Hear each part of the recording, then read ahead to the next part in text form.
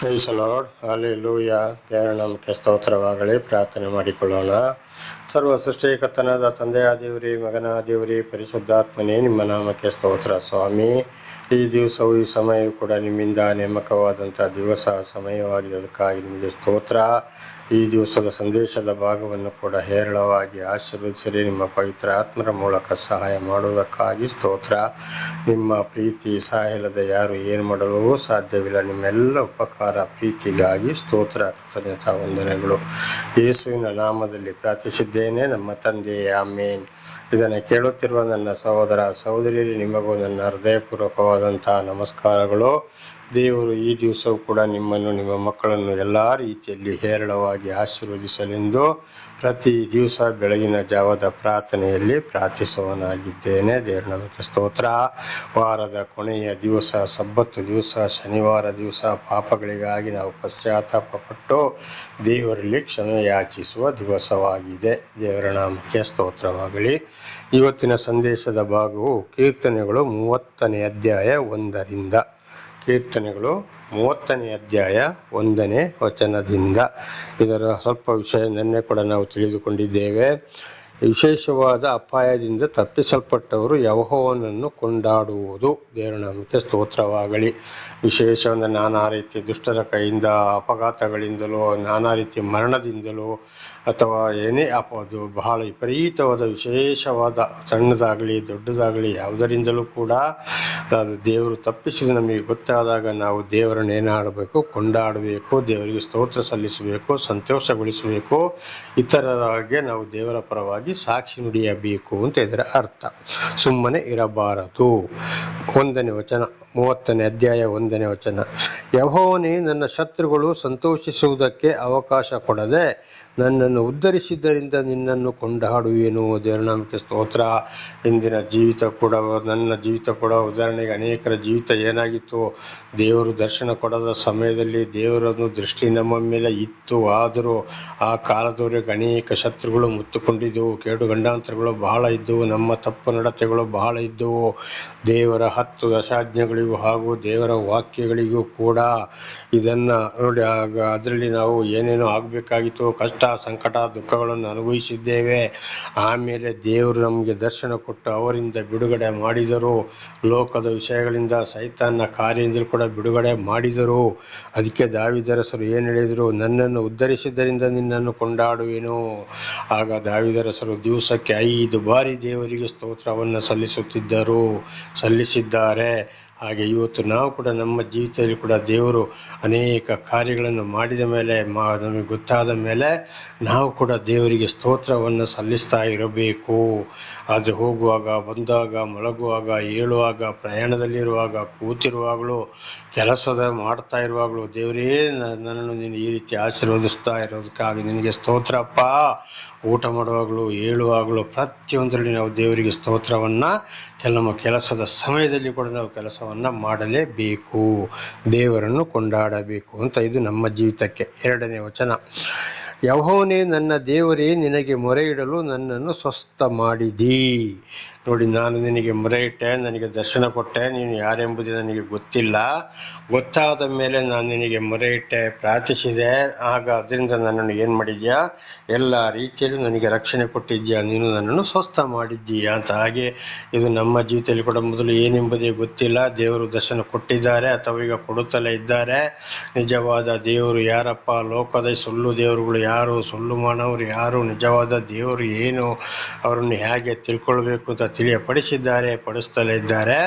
ಆಗ ನಾವು ತಿಳ್ಕೊಂಡು ಏನು ಮಾಡಬೇಕು? ದೇವರಿಗೆ ಸ್ತೋತ್ರವನ್ನು ಸಲ್ಲಿಸಬೇಕು, ಒಂದು ಕೃತಜ್ಞತೆ, ಧನ್ಯವಾದವನ್ನು ಹೇಳಬೇಕು. ಇದು ದೇವರ ಒಂದು ಪ್ರೀತಿಯಾಗಿದೆ, ನಮ್ಮ ಮೇಲೆ ಇಟ್ಟಿರುವ ಪ್ರೀತಿಯಾಗಿದೆ. 3ನೇ ವಚನ. ಯೆಹೋವನೇ, ನನ್ನ ಪ್ರಾಣವನ್ನು ಪಾತಾಳದಿಂದಲೂ ಎತ್ತಿದ್ದೀಯಲ್ಲ, ನನ್ನನ್ನು ಸಮಾಧಿಯಲ್ಲಿ ಸೇರಗೊಡದೆ ಬದುಕಿಸಿದೆಯಲ್ಲ. ಯೆಹೋವನೇ, ನನ್ನ ಪ್ರಾಣವನ್ನು ಪಾತಾಳದಿಂದಲೂ ಎತ್ತಿದೆಯಲ್ಲ. ಸಾಯಬೇಕಾಗಿತ್ತು. ಇವತ್ತು ಸ್ವಂತ ದಾವೀದ ಅರಸರ ಹೆಂಡತಿಯ ಅಂದರೆ ಸೌಲನ ಕೈಯಿಂದಲೂ ಅವರ ಮಗನ ಕೈಯಿಂದಲೂ ಇತರ ವಿರೋಧಿಗಳ ಕೈಯಿಂದಲೂ ಸಾಯಬೇಕಾಯಿತು. ಮರಣಕ್ಕೆ ಹೋಗುವವರನ್ನು ದೇವರು ಏನು ಮಾಡಿದರೆ ದಾವೀದರ ಹೆಸರನ್ನು ಮೇಲಕ್ಕೆ ಎತ್ತಿದ್ರು. ಹಾಗೆ ನಮ್ಮ ಜೀವಿತ ಕೂಡ ಅನೇಕ ರೀತಿಯ ಉದಾಹರಣೆಗೆ ನಾನು ಕೂಡ ಬಹಳ ಸಲ ಸಾಕ್ಷಿ ಕೊಟ್ಟಿದ್ದೇನೆ. 3 ಸಲ ಆತ್ಮಹತ್ಯೆ ಮಾಡಿಕೊಳ್ಳಲು, 1 ಸಲ ಹೊಳೆಯಲ್ಲಿ ಕೂಡ, ಬಹಳ ಸಲ ಮಳೆಗಾಲದಲ್ಲಿ ನೀರಲ್ಲಿ ಕೊಚ್ಚಿ ಹೋಗಿದ್ದೇನೆ. ಕೆರೆಗೆ ಬಿದ್ದು ಸಾಯಬೇಕಾಯಿತು, ಪ್ರಾಣಿಗಳಿಂದಲೂ ಸಾಯಬೇಕಾಯಿತು, ವಾಹನ ಅಪಘಾತಗಳಿಂದಲೂ ಸಾಯಬೇಕಾಯಿತು, ಶತ್ರುಗಳ ಕೈಯಿಂದಲೂ ಸಾಯಬೇಕಾಯಿತು, ಕಾಯಿಲೆ ಕಸಗಳಲ್ಲಿ ಡೆಂಗ್ಯೂ ಬಂದು ಸಾಯಬೇಕಾಗಿತ್ತು, ಕೊರೋನಾ ಬಂದು ಸಾಯಬೇಕಾಗಿತ್ತು. ಎಲ್ಲದರಲ್ಲಿಯೂ ದೇವರು ಬದುಕಿಸಿದರು. ಇದಕ್ಕಾಗಿ ನಾವು ದೇವರಿಗೆ ಏನು ಮಾಡಬೇಕು? ಸ್ತೋತ್ರವನ್ನು ಸಲ್ಲಿಸಬೇಕು. ಅದಕ್ಕೆ ಯೆಹೋವನೇ ನನ್ನ ಪ್ರಾಣವನ್ನು ಪಾತಾಳದಿಂದಲೂ ನರಕ್ಕೆ ಹೋಗೋರನ್ನು ಕೂಡ ಎತ್ತಿದೆಯಲ್ಲ. ಹಾಗೆ ಇವತ್ತು ನಮ್ಮ ಜೀವಿತದಲ್ಲಿ ಕೂಡ ದೇವರ ಅದ್ಭುತ ಕಾರ್ಯಗಳನ್ನು ಮಾಡಿದ್ದಾರೆ, ಮಾಡ್ತಲೇ ಇದ್ದಾರೆ. ಅದಕ್ಕೆ ನಾವು ದೇವರನ್ನು ಕೊಂಡಾಡಬೇಕು, ದೇವರ ಪರವಾಗಿ ಸಾಕ್ಷಿ ನುಡಿಯಬೇಕು. ನನ್ನನ್ನು ಸಮಾಧಿಯಲ್ಲಿ ಸೇರಗೊಡದೆ ಬದುಕಿಸಿದೆಯಲ್ಲ. ನೋಡಿ, ಸತ್ತು ಮಣ್ಣಿಗೆ ಮಣ್ಣಾಗಿ ಧೂಳಿಗೆ ಧೂಳಾಗಿ ಇವತ್ತು ನಾವು ಸಮಾಧಿಯೊಳಗೆ ಇವತ್ತು ಉದಾಹರಣೆಗೆ ನಾನೇ ಇರಬೇಕಾಗಿತ್ತು. ಅದೇ ರೀತಿ ದಾವೀದ ಅರಸರ ವಿಷಯವು ಅನೇಕರ ವಿಷಯಗಳನ್ನು ಕೂಡ ನಾವು ಇವತ್ತು ಕೇಳಿದ್ದೇವೆ. ಅನೇಕ ಆಸ್ಪತ್ರೆ ಕಾಯಿಲೆ ಕಸಗಳಿಂದ ದಾಖಲಿಸಿದಾಗ ಅಯ್ಯೋ ಆಗೋದಿಲ್ಲ, ಇಷ್ಟು ಗಂಟೆ ಮಾತ್ರ ಬದುಕ್ತಾರೆ, ಆಮೇಲೆ ಈಗಲೇ ತಗೊಂಡೋಗಿ ಯಾಕೆ ಸುಮ್ಮನೆ ಇಲ್ಲಿ ಇಟ್ಟುಕೊಳ್ತಾರೆ, ಡಾಕ್ಟ್ರು ಅನೇಕರನ್ನು ಹೇಳಿದ್ದಾರೆ. ಈಗಲೂ ಅದೇ ರೀತಿ ನಡೀತಾ ಇದೆ.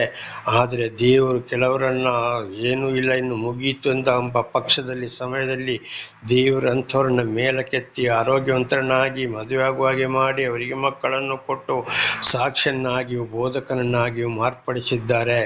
ಅನೇಕ ಪ್ರಾಣಿಗಳಿಂದಲೂ ಅಪಘಾತದಿಂದಲೂ ಕೂಡ ಸಮಾಧಿ ಸೇರ್ಬೇಕಾದ್ರೂ ಬದುಕಿಸಿದ್ದೀಯಲ್ಲ. ದಾವೀದರ ಹೆಸರು ಹಾಗೆ ಅನೇಕರ ಜೀವಿತದಲ್ಲಿ ಕೂಡ ಇದು ಆಗಿದೆ. ನನ್ನ ಜೀವಿತದಲ್ಲೂ ಕೂಡ 71ನೇ ವರ್ಷ ನಾಡಿದ್ದು ಜುಲೈ 3ನೇ ತಾರೀಕಿಗೆ ನಂದು ಹುಟ್ಟಿದ ದಿವಸವಾಗಿದೆ. ಅಲ್ಲಿಂದ 72 ವರ್ಷ ನನಗೆ ಪ್ರಾರಂಭವಾಗ್ತದೆ. ದೇವರನ್ನು ಅರಿಯೋದಕ್ಕಿಂತ ಮೊದಲೇ, ದೇವರು ದರ್ಶನ ಕೊಡೋದಕ್ಕಿಂತ ಮೊದಲೇ ದೇವರು ನನ್ನೊಂದಿಗಿದ್ದು ನನ್ನ ವಿರೋಧಿಗಳಿಗೆ ತಕ್ಕಾದ ಉತ್ತರ ಶಿಕ್ಷೆಯನ್ನು ಕೊಡುತ್ತಲೇ ಬಂದಿದ್ದಾರೆ. ಆಮೇಲೆ ಗೊತ್ತಾಯಿತು. ಈಗಲೂ ಕೂಡ ಅದಕ್ಕಾಗಿ ನೆನೆಸಿಕೊಂಡು ದೇವರಿಗೆ ಸ್ತೋತ್ರವನ್ನು ಸಲ್ಲಿಸುವವನಾಗಿದ್ದೇನೆ. ಹಾಗೆ ನಾವೇನಾಗಬೇಕು? ದೇವರನ್ನು ಕೊಂಡಾಡಬೇಕು. ನಮ್ಮ ಜೀವಿತದಲ್ಲಿ ಈಗಲೂ ಕೂಡ ದೇವರು ಕಾರ್ಯವನ್ನು ಮಾಡ್ತಾರೆ. ಯಾರ ಜೀವಿತದಲ್ಲಿ ದೇವರು ಕಾರ್ಯವನ್ನು ಮಾಡಬೇಕು, ಅವರ ಜೀವಿತದಲ್ಲಿ ದೇವರು ಕಾರ್ಯವನ್ನು ಮಾಡುತ್ತಾರೆ. ದೇವರ ನಾಮಕ್ಕೆ ಸ್ತೋತ್ರವಾಗಲಿ. 4ನೇ ವಚನ, ಯೆಹೋವನ ಭಕ್ತರೇ ಆತನನ್ನು ಕೀರ್ತಿಸಿರಿ.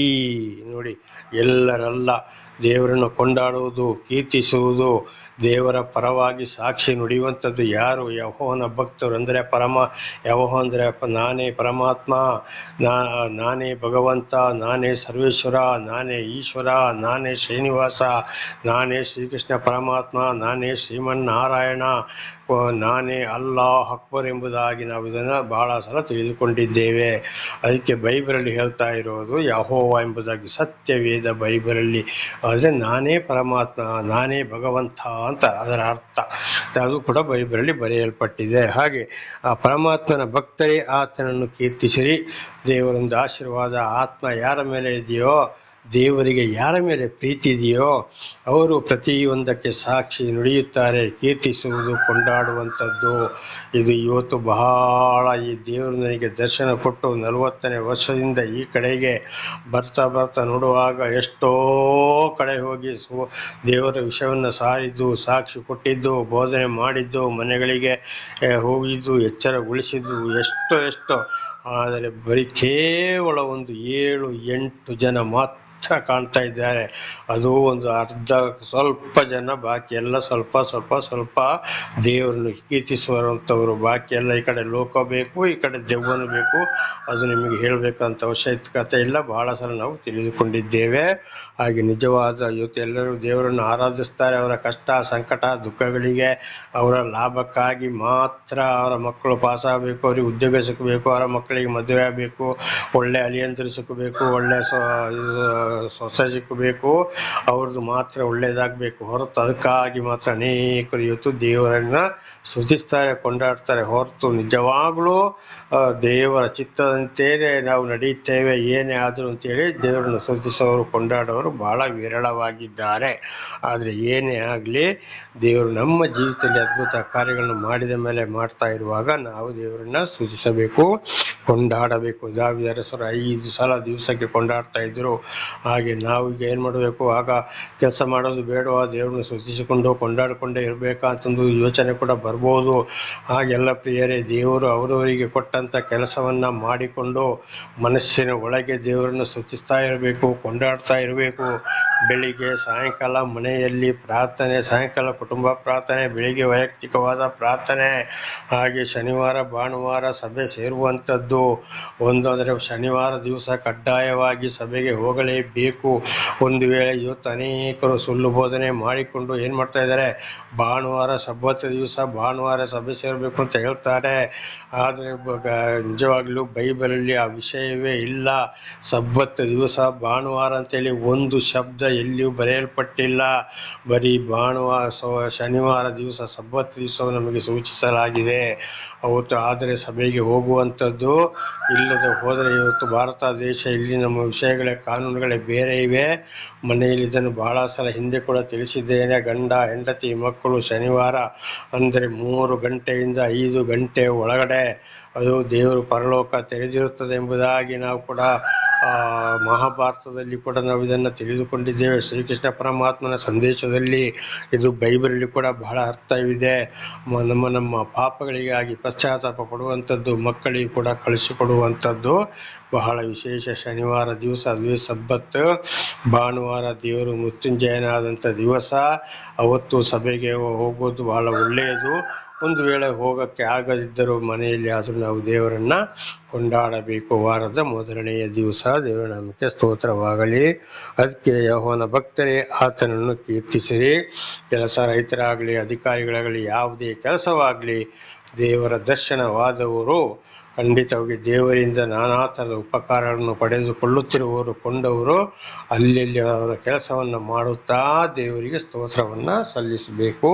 ಅದಕ್ಕೆ ದಾವೀದ ಅರಸರು ಹೇಳಿದ್ದು, ಯೆಹೋವನ ಭಕ್ತರೇ ಆತನನ್ನು ಕೀರ್ತಿಸಿರಿ. ದೇವರ ನಾಮಕ್ಕೆ ಸ್ತೋತ್ರವಾಗಲಿ. ಹಲ್ಲೆಲೂಯಾ. ಆತನ ಪರಿಶುದ್ಧ ನಾಮವನ್ನು ಕೊಂಡಾಡಿರಿ. ನೋಡಿ, ಅಲ್ಲಿ ಏನು ಹೇಳಿದರೆ ಆತನ ಪರಿಶುದ್ಧ ನಾಮ.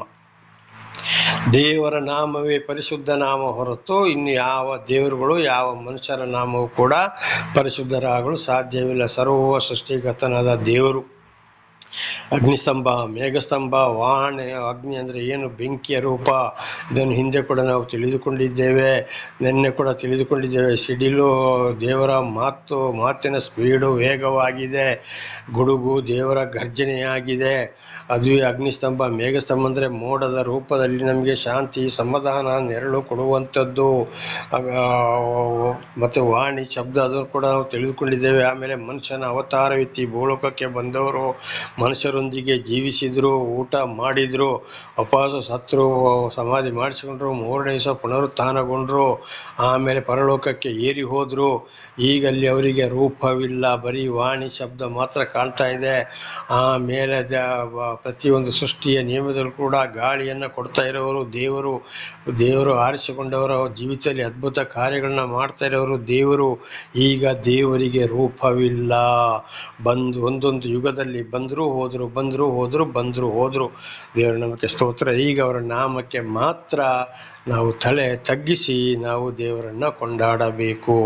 ಆದರೆ ಅನೇಕರು ಇವತ್ತು ವಿಗ್ರಹಗಳ ಮುಂದೆ ಹೋಗ್ತಾ ಇದ್ದಾರೆ. ಅನೇಕರು ಯೇಸು ಅಂತ ಹೇಳ್ಕೊಂಡು ವಿಗ್ರಹಗಳನ್ನ ಮಾಡಿಕೊಳ್ತಾ ಇದ್ದಾರೆ. ಖಂಡಿತವಾಗಿ ಅದಕ್ಕೆ ಹೋಗಲೇಬಾರದು. ಅದು ದೇವರ ನಾಮದ ಹೆಸರು ಹೇಳಿಕೊಂಡು ಅದು ದೇವರಿಗೆ ಬಹಳ ದೊಡ್ಡ ಕೋಪ, ಬೇಸರವಾಗಿದೆ.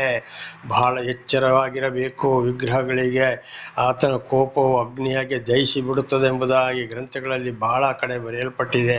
ಪರಮಾತ್ಮನಿಗೆ ರೂಪ ಇದೆಯಾ? ಸರ್ವೇಶ್ವರನಿಗೆ ರೂಪ ಇದೆಯಾ? ಪರಮೇಶ್ವರನಿಗೆ ರೂಪ ಇದೆಯಾ? ಶ್ರೀಕೃಷ್ಣ ಪರಮಾತ್ಮನು ಬಂದರು ಹೋದರು, ಅವರಿಗೆ ರೂಪ ಇದೆಯಾ? ಜಗದೀಶನಿಗೂ ರೂಪ ಇದೆಯಾ? ಶ್ರೀನಿವಾಸನಿಗೂ ರೂಪ ಇದೆಯಾ? ಶ್ರೀಮನ್ನಾರಾಯಣನಿಗೂ ರೂಪ ಇದೆಯಾ? ಅಲ್ಲಾ ದೇವರಿಗೂ ರೂಪ ಇದೆಯಾ? ಖಂಡಿತವಾಗಲೂ ಇಲ್ಲ. ಅವರ ಹೆಸರಿಗೆ, ಅವರ ಶಕ್ತಿ, ಸರ್ವ ಸೃಷ್ಟಿಯನ್ನು ನೋಡಿ, ಆ ಗಾಳಿ ನಮ್ಮನ್ನು ಬದುಕಿಸ್ತಾ ಇರುವುದನ್ನು ನೋಡಿ, ನಮ್ಮ ಜೀವಿತದಲ್ಲಿ ಅದ್ಭುತ ಕಾರ್ಯಗಳನ್ನು ಮಾಡಿದಕ್ಕಾಗಿ ಮಾಡ್ತಾ ಇರುವುದನ್ನು ನಾವು ನೋಡಿಕೊಂಡಾಗ ಅಲ್ಲಿ ನಾವು ಏನು ಮಾಡಬೇಕು, ಆತನ ನಾಮವನ್ನು ಹೇಳಿ ಅವರವರಿಗೆ ಸಂಬಂಧಪಟ್ಟಂಥ ನಾಮಗಳನ್ನ ಹೇಳಿ ನಾವು ದೇವರನ್ನು, ಸರ್ವ ಸೃಷ್ಟಿಕರ್ತನಾದ ದೇವರನ್ನು ಕೊಂಡಾಡಬೇಕು ಹೊರತು ಆ ದೇವರು, ಈ ದೇವರು, ಆ ಮಠ, ಈ ಮಠ, ಆ ದೇವಸ್ಥಾನ, ಈ ದೇವಸ್ಥಾನ, ಅಲ್ಲಿ ಹಾಗೆ ಇಲ್ಲಿ ಖಂಡಿತವಾಗಿ ಹುಡುಕಿಕೊಂಡು ಹೋದರೆ ಏನು ಉಪಕಾರ ಇಲ್ಲ. ಅನೇಕರು ಹುಡುಕಿಕೊಂಡು ಹೋದವರ ಶವವಾಗಿ ಮನೆಗೆ ಬರ್ತಾ ಇದ್ದಾರೆ, ಅಪಘಾತಗಳಾಗಿ ಬರ್ತಾ ಇದ್ದಾರೆ, ಏನೇನೋ ಕಷ್ಟ ಸಂಕಟಗಳಿಗೆ ಬರ್ತಾ ಇದ್ದಾರೆ.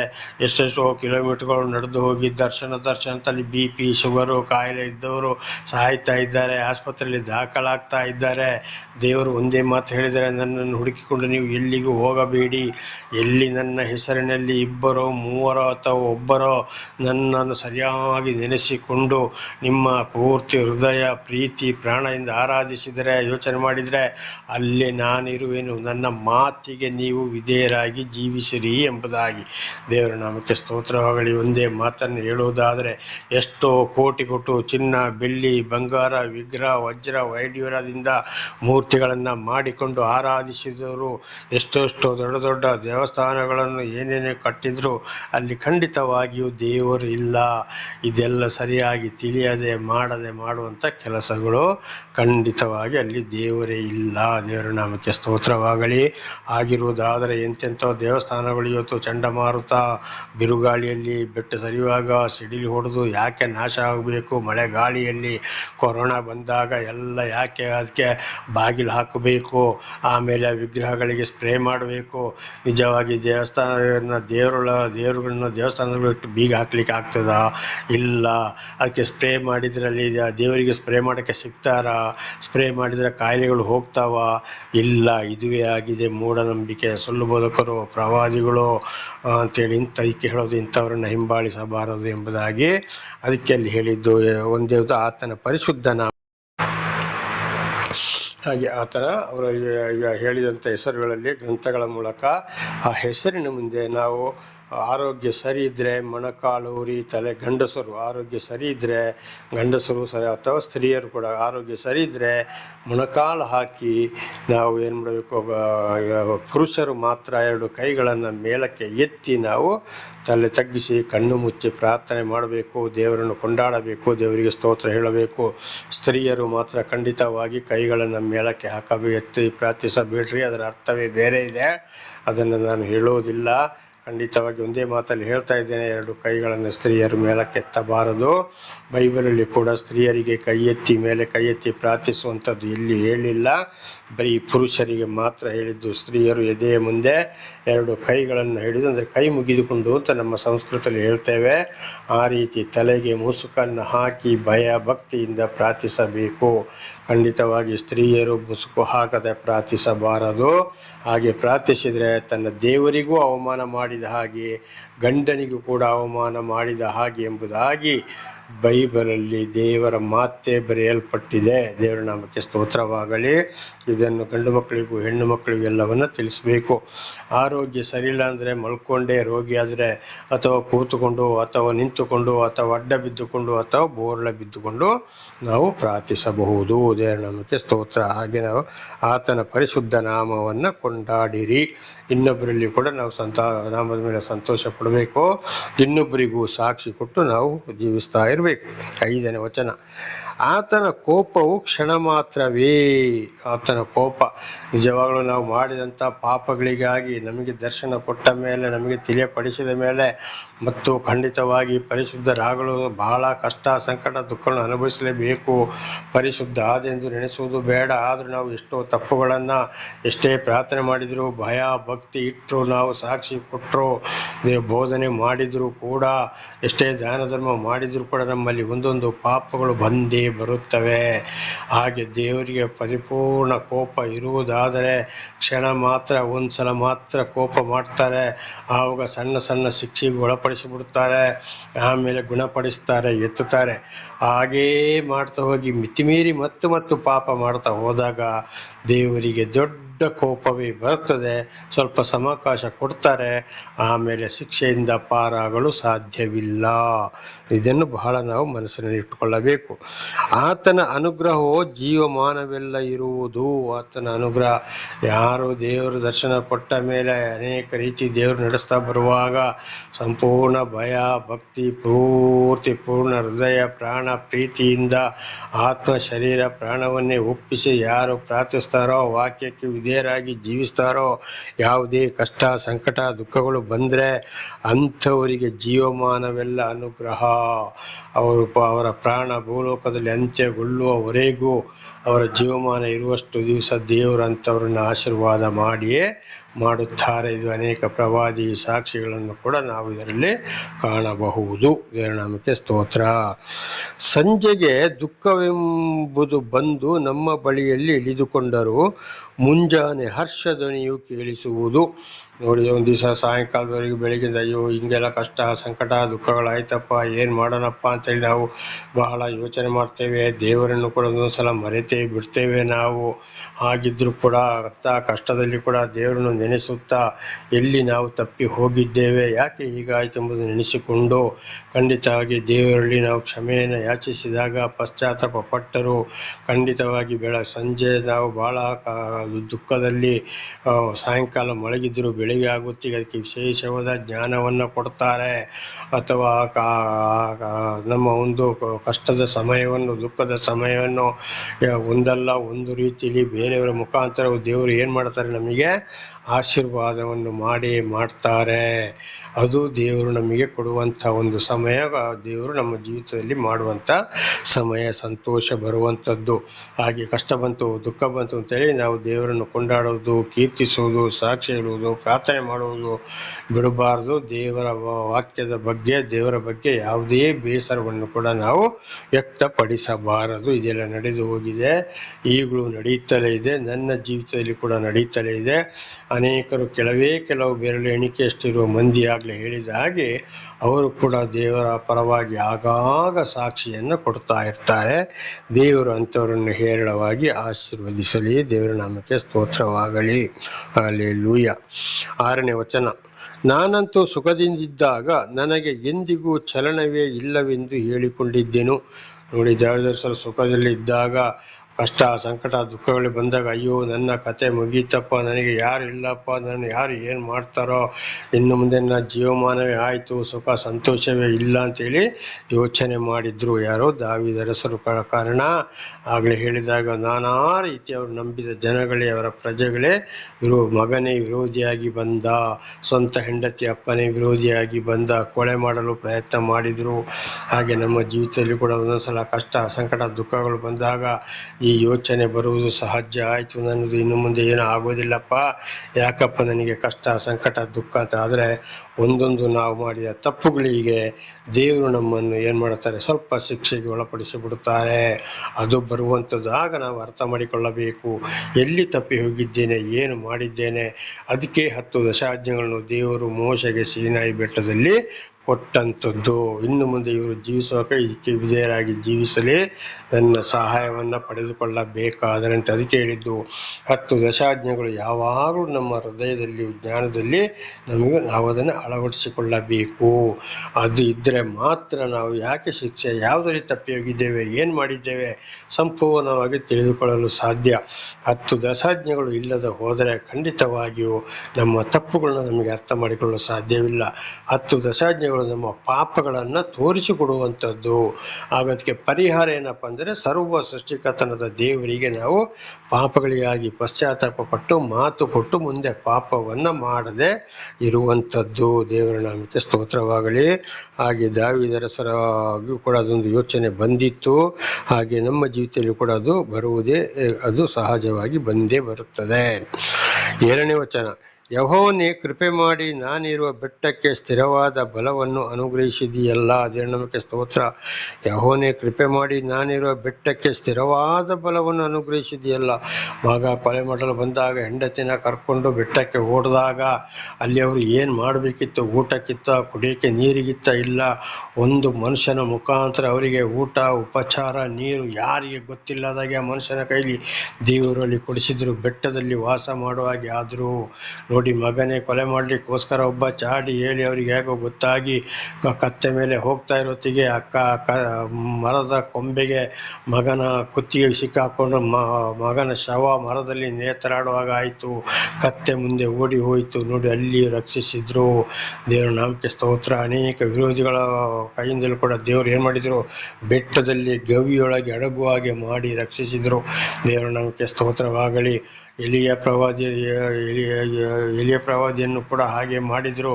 ಈಜೆಬೆಲೆಂಬ ದೇವರನ್ನು ಅರಿತ ಒಂದು ಸ್ತ್ರೀ, ವ್ಯಭಿಚಾರಣದ ಸ್ತ್ರೀ, ನಾನಾ ರೀತಿ ಅನ್ಯಾಯ ಮಾಡ್ತಾ ಇರುವವಳು, ಕೆಟ್ಟ ಸ್ತ್ರೀ, ಇತರರೊಂದಿಗೆ ಸೇರಿಕೊಂಡು ಎಲಿಯನ ಮಾತು ಕೇಳಕ್ಕಾಗದೆ ಕೋಪಗೊಂಡವನನ್ನು ಕೊಲೆ ಮಾಡಲೆಂದು ಪ್ರಯತ್ನಿಸಿದಾಗ ದೇವರು ಏನು ಮಾಡಿದರು, ಎಲಿಯನನ್ನು ಕಾಡೊಳಗೆ ನಡೆಸಿದ್ರು. ಕಾಗೆಯ ಮೂಲಕ ಮಾಂಸವನ್ನು ಕೊಟ್ಟರು. ಆಮೇಲೆ ಒಂದು ವಾಣಿ ಆಯಿತು, ನೋಡ ಗಿಡದ ಬುಡದಲ್ಲಿ ನೀರಿದೆ, ಕುಡಿದು ನೀರಲ್ಲಿ ನೆರಳಿದೆ, ವಿಶ್ರಾಂತಿ ಇನ್ನೂ ಬಹಳ ಕಡೆಗೆ ನೀನು ಹೋಗಬೇಕಾಗಿದೆ ಅಂತೇಳಿ ಅದೇ ರೀತಿ ದೇವರು ಕೂಡ ಅವರನ್ನು ರಕ್ಷಿಸಿದ್ರು. ಹಾಗೇನು ಅದಕ್ಕೆ ದಾವೀದರ ಅರಸರು ಕೂಡ ಅಲ್ಲಿ ಏನು ಹೇಳಿದ್ದಾರೆ, ಯೆಹೋವನೇ ಕೃಪೆ ಮಾಡಿ ನಾನಿರುವ ಬೆಟ್ಟಕ್ಕೆ ಸ್ಥಿರವಾದ ಬಲವನ್ನು ಅನುಗ್ರಹಿಸಿದೆಯಲ್ಲ. ದೇವರು ಆದುಕೊಂಡವರಿಗೆ ಕಷ್ಟ, ಸಂಕಟ, ದುಃಖ, ವಿರೋಧಿಗಳ ಕೈಯಿಂದ ದೇವರು ಹೇಗೆ ರಕ್ಷಿಸಬೇಕು ಹಾಗೆ ದೇವರು ರಕ್ಷಿಸ್ತಾರೆ. ಇದು ಹಿಂದೆ ನನ್ನ ಸಾಕ್ಷಿ ಕೂಡ ಹೇಳಿದ್ದೇನೆ. ಬುದ್ಧಿಮಾಂದ್ಯರ ಮಕ್ಕಳೆಲ್ಲ ಆಶ್ರಮದಲ್ಲಿ ನನ್ನನ್ನು ಅಡಗಿಸಿದರು. ಕೇರಳದಲ್ಲಿ ಕೂಡ ನನ್ನನ್ನು ಅಡಗಿಸಿದರು. ದೇವರು ನಾನಾ ರೀತಿ ಓಡಿ ಹೋಗುವ ಹಾಗೆ ಮಾಡಿದರು.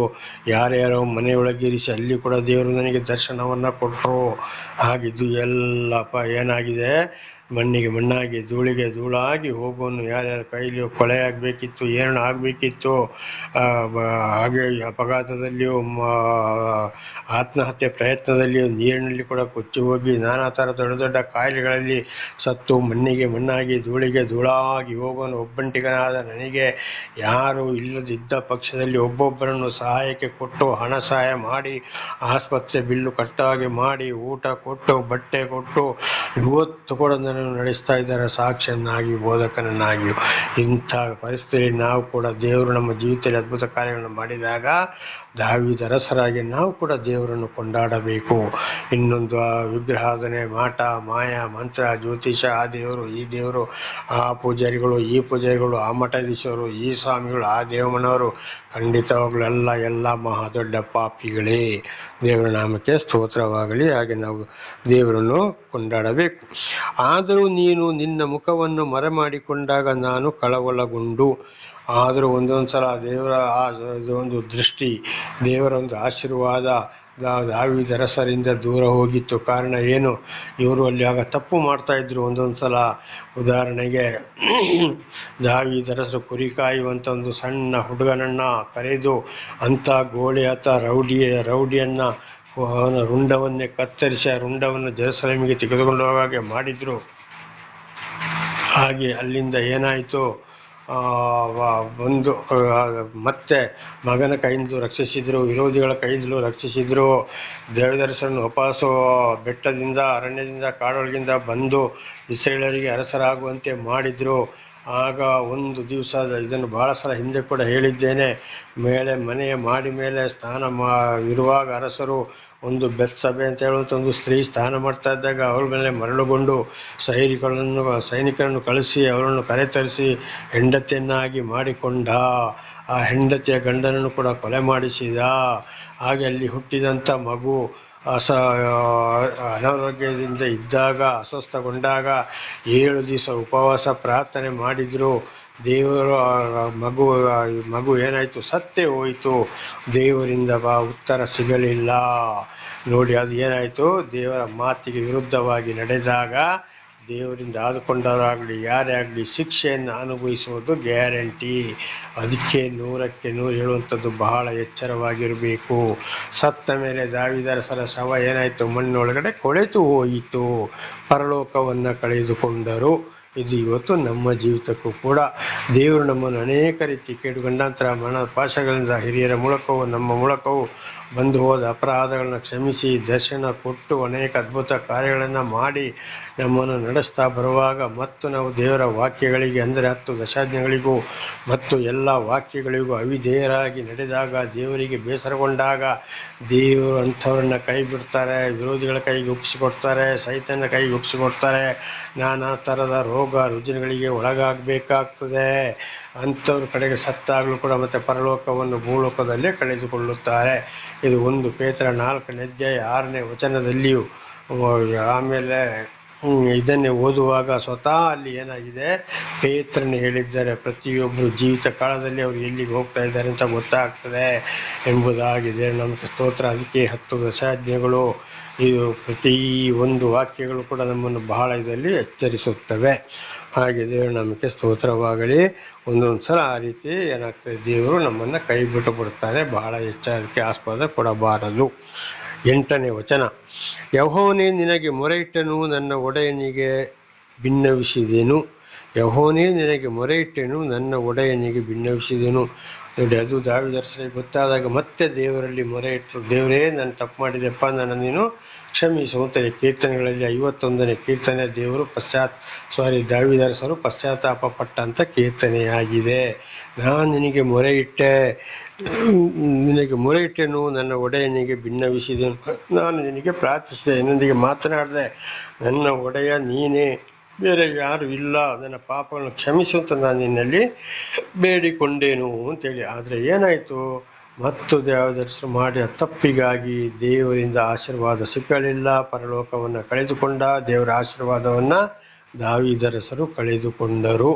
ಆದರೆ ಒಂದು ವೇಳೆ ಪ್ರಾರ್ಥಿಸಿದರೆ, ಖಂಡಿತವಾಗಿಯೂ ದೇವರ ಪ್ರೀತಿ ಇದ್ದರೆ ಪಾಪದಿಂದ ಖಂಡಿತವಾಗಿ ಬಿಡುಗಡೆ ಆಗಬಹುದು. ಅದು ಸ್ವಲ್ಪ ಸಂಶಯ. ಇದು ಇಬ್ರಿಯರಿಗೆ ಬರೆದ ಪತ್ರ 6ನೇ ಅಧ್ಯಾಯ 4ರಿಂದ 8ರವರೆಗೆ. ಒಂದು ಸಲ ಪರಲೋಕದ ವಿಷಯವನ್ನು ತಿಳ್ಕೊಂಡು ಪವಿತ್ರ ಆತ್ಮರ ದೇವರ ಸಹಾಯವನ್ನು ನಾವು ಪಡ್ಕೊಂಡು ಪುನಃ ಭ್ರಷ್ಟರಾದರೆ ಖಂಡಿತವಾಗಿ ಮತ್ತೆ ಮಾನಸಾಂತರ ಪಟ್ಟು ಅದನ್ನು ಸರಿ ಮಾಡಿಕೊಳ್ಳುವುದು ಅಸಾಧ್ಯ. ಮುಳ್ಳು ಗಿಡಗಳನ್ನು ರೈತನು ಸುಟ್ಟ ಹಾಕಿದಾಗೆ ಅಂತ್ಯವು ಸುಡಲ್ಪಡುವುದು ಎಂಬುದಾಗಿ ಬರೆಯಲ್ಪಟ್ಟಿದೆ. ಒಳ್ಳೆ ಫಲ ಕೊಡಲಾಗದ ಪ್ರತಿಯೊಂದು ಮರವನ್ನು ಕಡಿದು ಬೆಂಕಿಗೆ ಹಾಕಲಾಗುವುದು. ಮತ್ತಾಯ 3:10, ಪ್ರಕಟಣೆ 21:8ರಲ್ಲಿ ಬಹಳ ಸ್ಪಷ್ಟವಾಗಿ ಹೇಳಿದೆ. ಇಂಥವರಿಗೆಲ್ಲ ಕಡೆಗೆ ಗದಗದಗದಂತ ಉರಿಯುವ ಬೆಂಕಿ ಹೋಗಿ ದೇವರವರನ್ನು ಎಸೆದು ಬಿಡ್ತಾರೆ. ಅದು 2ನೇ ಮರಣ ಎಂಬುದಾಗಿ. ದೇವರ ನಾಮಕ್ಕೆ ಸ್ತೋತ್ರ.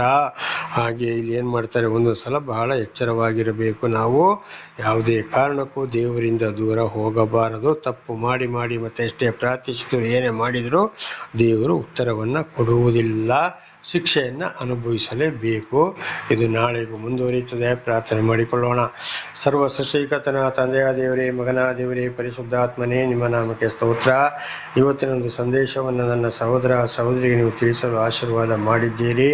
ದೇವರೇ, ಅವರು ಎಲ್ಲಾದರೂ ತಪ್ಪಿ ಹೋಗಿದ್ದರೆ ದೇವರೇ ಅವರನ್ನು ಕ್ಷಮಿಸಿರಿ. ಅವರಿಗೆ ವಿಶೇಷವಾದ ಜ್ಞಾನವನ್ನು ಕೊಟ್ಟು ನಿಮ್ಮ ಪವಿತ್ರ ಆತ್ಮನ ಮೂಲಕ ನಡೆಸಿ ಅವರನ್ನು ಆಶೀರ್ವದಿಸಿರಿ. ನಿಮ್ಮಿಂದಲೇ ಪಾಪ ಪರಿಹಾರ, ನಿಮ್ಮಿಂದಲೇ ರಕ್ಷಣೆ.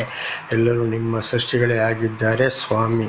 ಹಾಗೆ ಅವರ ಮಕ್ಕಳನ್ನು ಕೂಡ ಅದೇ ಮಾರ್ಗದಲ್ಲಿ ನಡೆಸಿ ಅವರೆಲ್ಲರೂ ಅವರನ್ನು ಶುದ್ಧಪಡಿಸಿಕೊಂಡು ನಿಮ್ಮ ಚಿತ್ತಾನುಸಾರ ಇತರರಿಗೆ ಸಾಕ್ಷಿಗಳಾಗುವಂತೆ ಮಾರ್ಪಡಿಸಿರಿ. ಅವರೆಲ್ಲ ಕೆಲಸ ಕಾರ್ಯಗಳನ್ನು, ವಿದ್ಯೆ ಬುದ್ಧಿ, ಓದಿ ಹೋಗಿ ಬಂದಲ್ಲಿ ಎಲ್ಲವನ್ನು ಕೂಡ ಆಶೀರ್ವದಿಸಿ. ಹಾಗೆ ಮಾಡುವುದಕ್ಕಾಗಿ ಸ್ತೋತ್ರ. ಯೇಸುವಿನ ನಾಮದಲ್ಲಿ ಪ್ರಾರ್ಥಿಸಿದ್ದೇನೆ ನಮ್ಮ ತಂದೆ. ನಾನು ಕೂಡ ಹೆಚ್ಚೆಚ್ಚಾಗಿ ತಿಳಿದುಕೊಳ್ಳುವಂತೆ ನೀವು ಮಾಡಿದಕ್ಕಾಗಿ, ಮಾಡ್ತಾ ಇರುವುದಕ್ಕಾಗಿಯೂ ನಿಮಗೆ ಸ್ತೋತ್ರ. ನಿಮ್ಮ ಪ್ರೀತಿ ಸಾಹಿಲದ ನಾನು ಸಾಕ್ಷಿ ಕೊಡಲು ಬೋಧಕನಾಗಲು ಕೂಡ ಸಾಧ್ಯವಿಲ್ಲ. ಎಲ್ಲವೂ ನಿಮ್ಮ ಪ್ರೀತಿ. ಯೇಸುವಿನ ನಾಮದಲ್ಲಿ ತಂದೆ, ಆಮೇನ್. ಇದನ್ನು ಕೇಳುತ್ತಿರುವ ನನ್ನ ಸಹೋದರಿ, ನಿಮಗೂ ನನ್ನ ಹೃದಯಪೂರ್ವಕವಾದಂಥ ಧನ್ಯವಾದಗಳು. ದೇವರು ನಿಮ್ಮನ್ನು, ನಿಮ್ಮ ಮಕ್ಕಳನ್ನು ಎಲ್ಲ ಕೆಲಸ ಕಾರ್ಯ, ವಿದ್ಯೆ ಬುದ್ಧಿಯಲ್ಲಿ ಪ್ರತಿಯೊಂದರಲ್ಲಿಯೂ ದೇವರ ಚಿತ್ತಾನುಸಾರ ನಡೆಸುವಂತೆ ಆಶೀರ್ವದಿಸಲಿ.